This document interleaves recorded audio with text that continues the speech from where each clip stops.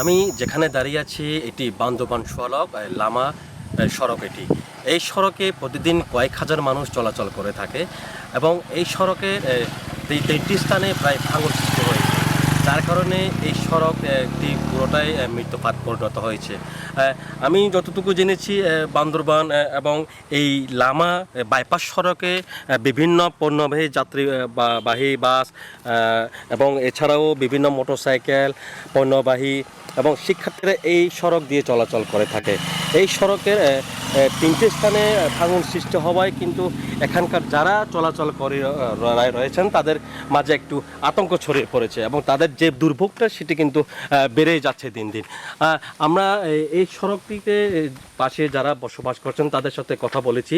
তারা যেটি বলছেন যে প্রতি বর্ষা মৌসুমে কিন্তু এখানে যে ভারী বর্ষণের কারণে তিনটি স্থানে ভাঙন সৃষ্টি হয়েছে, যার কারণে এই সড়কের যারা প্রতিনিয়ত চলাচল করছেন তাদের মাঝে একটা দুর্ভোগ পোহাতে হচ্ছে এবং এই সড়ক দিয়ে যারা বিভিন্ন পণ্যবাহী এবং যারা স্থানীয়রা যারা এখান থেকে চলাচল করছেন তাদের মাঝে একটু আতঙ্ক তৈরি হয়েছে এবং এই সড়কের আপনি দেখতে পাচ্ছেন এই সড়কের পুরোটাই অংশটা কিন্তু ধসে গেছে এবং ভেঙে গেছে, যার কারণে হচ্ছে এই সড়কটি বাদ দিয়ে বাইপাস হিসেবে মাটি দিয়ে কিন্তু সড়ক গাড়িগুলো চলাচল করছে।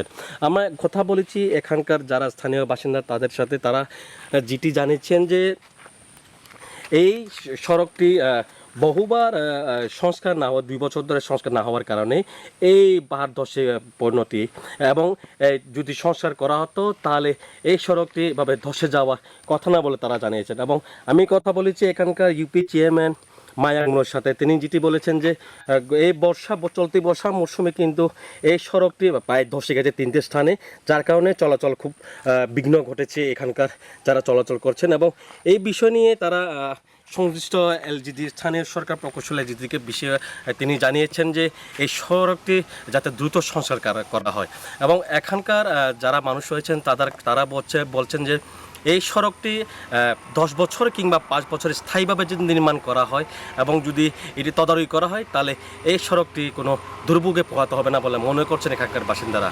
আমরা এই বিষয়ে কথা বলেছি এলজিডি নির্বাহী প্রকৌশলী তাসাউর সাথে। তিনি যেটি জানিয়েছেন যে এই সড়কটি নির্মাণ করার জন্য এবং সংস্কার করার জন্য একটি বরাদ্দ কিন্তু তারা থেকে মন্ত্রণালয়কে পাঠিয়েছেন এবং চিঠি আসলে নাকি এই সড়কটি সংস্কার করা হবে। তবে কবে নাগাদ সংস্কার করা হবে এবং কবে নাগাদ এই সড়ক থেকে এই চলাচলকারীরা দুর্ভোগ থেকে মুক্তি পাবে সেই বিষয়ে তিনি স্থায়ীভাবে বলতে পারছেন না।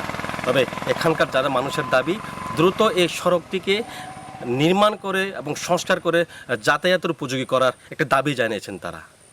এই ছিল বান্দরবান লামা সড়ক থেকে সর্বশেষ খবর।